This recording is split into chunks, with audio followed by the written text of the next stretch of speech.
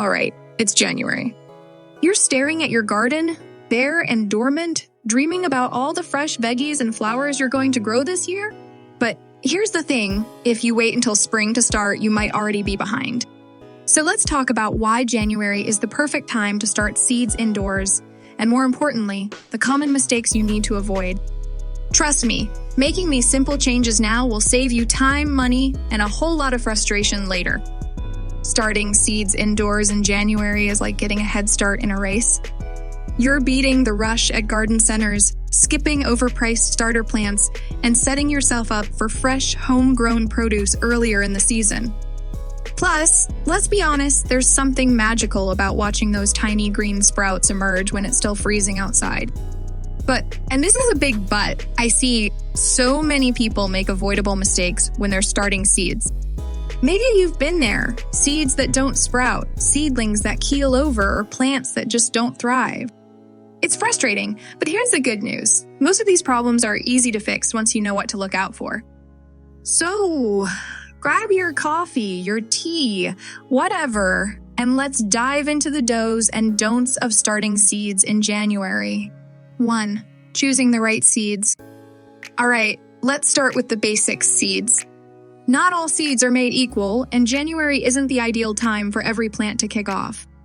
It's important to know which seeds work best for this time of year. Know your zone. First thing you need to do is figure out your USD hardiness zone. This zone tells you what grows well in your area and when it's safe to plant outside. It's super easy to find. Just do a quick search online and type in your zip code. Once you know your zone, you'll have a clear idea of what's realistic to plant now and what can wait for later. Prioritize cool season crops. In January, it's all about crops that can handle cooler temperatures or those that need a long growing season to thrive. Some great options are tomatoes, peppers, brassicas like broccoli and cabbage, and herbs such as parsley or cilantro. These plants will do well when started early indoors and then moved outside at the right time. Check your space, be honest about how much room you have. If you live in a small apartment with just a windowsill, starting 50 tomato plants probably isn't the best idea. Remember, those little seedlings grow quickly and will need space to spread out. Plan accordingly so you don't end up overwhelmed. Quality matters when buying seeds. Always go for reputable suppliers.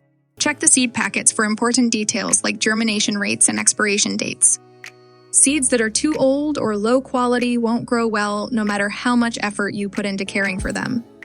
Investing in good seeds up front will save you from disappointment later. 2. Setting up your seed starting station. Once you've chosen the right seeds, the next step is creating a cozy, nurturing space for them to grow. This is where your seed starting station comes in. Light! Let's talk light. It's essential for healthy seedlings. Without enough light, your plants will stretch out, become thin and leggy, and eventually flop over. If you can, invest in a good grow light. Position it just a few inches above your seedlings and adjust it as they grow taller. If you're relying on natural light from a window, make sure it gets at least 6-8 hours of direct sunlight every day.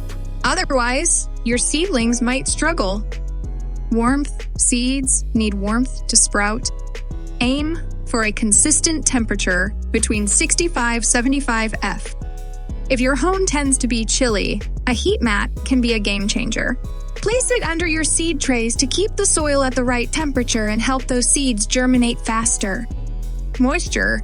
This part is all about balance. The soil should feel damp, like a wrung-out sponge, but not soaking wet. Too much water can cause seeds to rot, while too little can dry them out. A spray bottle is perfect for misting the soil gently without overdoing it. Check the moisture level regularly to keep things just right. Containers and soil. You don't need fancy equipment to start seeds. Seed trays, egg cartons, or even old yogurt cups with drainage holes will work. However, skip regular garden soil. It's too heavy and might carry pests or diseases. Instead, go for a light, fluffy seed starting mix that's specially designed to give seedlings the best start. 3. Avoiding common seed starting mistakes.